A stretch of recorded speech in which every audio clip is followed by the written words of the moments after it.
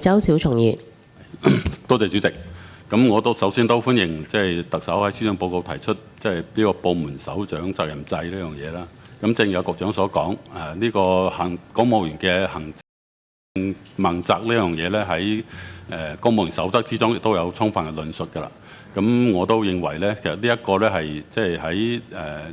制度上邊咧，佢唔係一個僭建物嚟嘅。反而我相信咧，就透過呢個新嘅制度咧，能夠能夠將公務員嘅整體嘅效率咧，更加進一步去提高啦。咁喺呢度我有兩個問題，具體啲嘅問題想問一問局長。咁第一方面咧就呢一個新嘅制度咧，就似乎就比較強調部門呢兩個字，即係一啲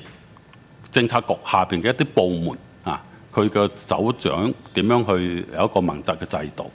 咁呢度咧就我比較關注就係喺局入邊咧，嗰啲公務員嘅同事啦，譬如話常秘啊、副秘書長啊、首席助理秘書長呢一紮咧，其實就佢受唔受我哋啲新呢個制度嘅監察咧？我睇咧就似乎係嘅，但係咧似乎又唔係個重點，個重點咧擺喺個部門嗰度。咁如果要對呢一個政策局入邊呢一紮官進行調查監察嘅時候咧，似乎又比較迂迴一啲，又要等到個部門調查之後一路向上查。呢度咧，我希望局長可以解釋一下啦。咁啊，第二個咧就關於一啲比較特殊嘅一啲部門，譬如話律政司啊、行政處啊呢啲係直接司長睇嘅一啲部門咧，佢喺啟動嘅時候，佢係咪個程序同我哋譬如勞工處啊、其他衛生處啊嗰啲係咪一樣咧？個啟動程序，或者一個法庭嘅司法機構嘅嗰個部門咧，佢嗰個行政部門。佢對佢進行一個調查嘅時間，又係由法官去啟動啊，定係由政務司司長去啟動咧？呢個希望可以解釋下。咁第二方面嘅問題咧，就係關於強化公務員評核機制啦。正話都有好多同事都關注。咁呢樣嘢咧，我覺得咧就即係一個評核機制，我哋最重要嘅嘢係要分清楚我哋咁多同事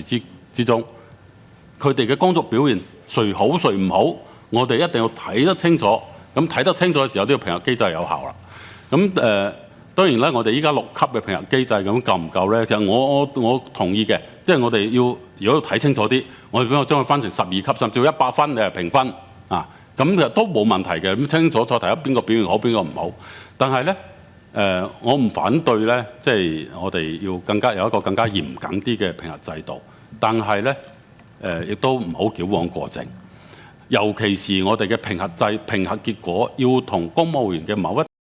啲重要嘅福利去掛鈎嘅時候咧，我覺得更加要小心啲去評估。正話大家都好關注個公務員增薪點嘅問題，事實上我哋真係要追溯下，或者要去評估下呢個增薪點究竟佢原意係想點樣。如果佢呢個原意咧，按照我哋嘅理解咧，佢係按照年資啊嘛，其實佢係體現咗一個公務員嗰個工作經驗啊，1年嘅時候就咁樣，或者2年可能咁樣。當然我係同意需要同工作表現掛鈎嘅，但係佢掛鈎嗰個比重佔幾多咧？呢個我相信即係希望佢能夠公務員嗰度能夠再睇一睇，唔係話一刀切，我哋呢一個咁嘅跳 point 嘅制度咧，就一定要表現好嗰紮先至有嘅。事實上就呢個同你嘅呢一個增薪點嘅制度嘅設計咧，係好有關係嘅。希望局長可以重新評估下。好，局長。好啊，多謝主席。雖然部門首長責任制咧係講緊，主要係講緊部門啦。我相信，因為部門其實係有比較多嘅實際執行啊運作喺度。局裡面嘅同事咧都係輔助局長嘅。向常任秘書長，常任秘書長係個最高級嘅公務員啦，睇住同事去做啦。咁喺局咧就比較少係直接係同市民嘅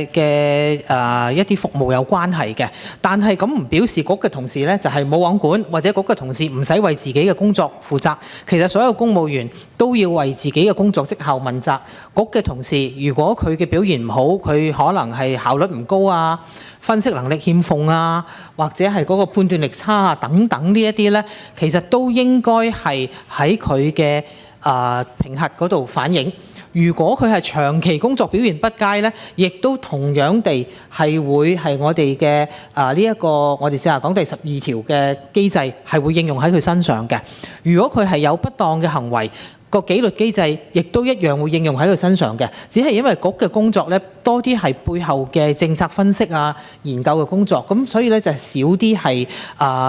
涉及成個系統啊，涉及同市民有關係嘅服務啊咁樣，咁但係唔係表示佢哋唔需要負責嘅。喺而家嘅部門首長責任制裏面咧，如果公務員罪用委員會去調查調查嘅過程裏邊一般係唔會嘅，一般局嘅同事係比較少去牽涉入去部門仔細嗰啲運作啊，去仔細嘅制度設計啊等等嘅。但係如果發現係有的話，而局嘅同事咧都係個問題嘅其中一個部分咧，我哋係期望公務員罪用委員會咧係會指出呢一點嘅。咁指出咗之後咧，就係再由我哋嘅現有嘅機制去處理咁樣。咁呢個係第一啦。第二咧就係有啲比較特別嘅，譬如好似律政司咁。其實律政司咧，大家會睇到司長就係統領啦。但係其實律政司裏邊，我哋都有5個唔同嘅分部，每個分部咧係由一位律政專員去做佢嘅去處理嘅。嗰位律政專員咧，其實嗰個地位都係等同一個部門首長嘅。咁所以未來咧就可以咁樣嚟睇點樣喺律政司嗰度實行。咁至於行政處咧，就係其實係司長嘅辦公室嘅一個部分嚟嘅，一部分嚟嘅。咁所以都算係我哋嘅局或者政府總部裏邊一個部分。咁如果係真係有佢做嘅工作，好少有直接去涉及市民啦，但係